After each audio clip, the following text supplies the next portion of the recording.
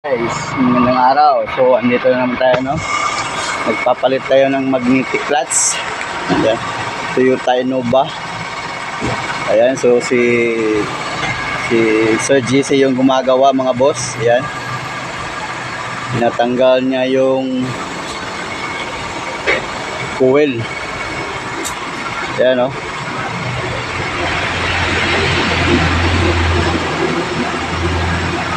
So, ayan mga boss. So, ayan.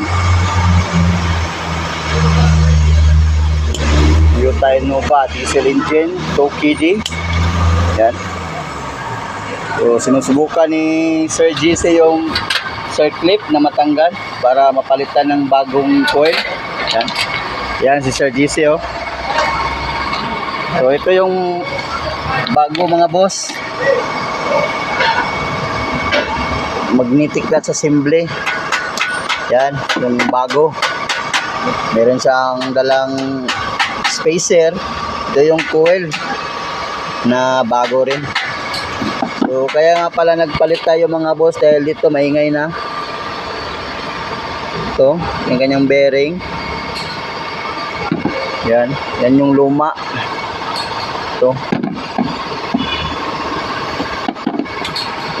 So ngayon nakipaglaban pa si Sir GC kung paano tanggalin yung coil niya. Yan. So papakita ko sa inyo mamaya, boss, sa pagkabit ng bago. Yan, oh, nakipaglaban pa si Sir GC, oh, kung paano matanggal. So ayan, ito na yung natanggal na coil.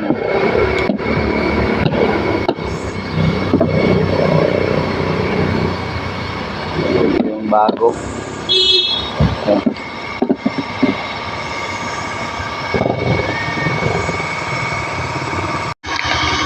So ayan, kinabit na ni Sir Jess yung bagong magnetic clutch. Magnetic. Ayan. So lagyan niya ng lock, slip ring. So ayan mga boss, oh, nakabit na yung bago, pati na rin yung belt. Yan, nakabit na yung air cleaner, nakabit na rin. Yan. So susubukan natin yung panda rin. Kabit natin lahat yung mga terminal ng battery. Tao daw niyo siya, Sir Jess. Yan, sila na itong panda.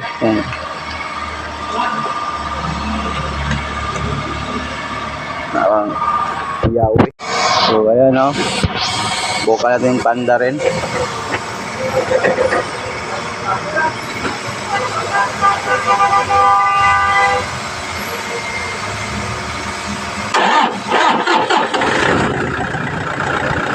Ayan, so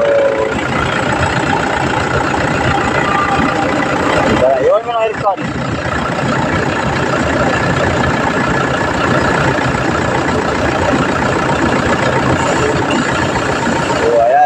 Na mga boss, so, wala nang ingay.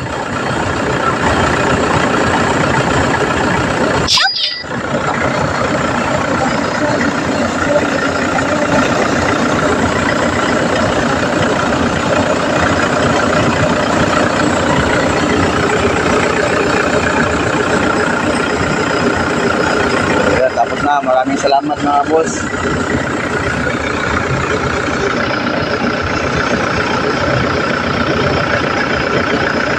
So yan mga boss, kung nagustuhan mo yung video ko, yung na-share ko na video, baka naman paki-like, comment, and subscribe mga boss. Maraming salamat mga boss.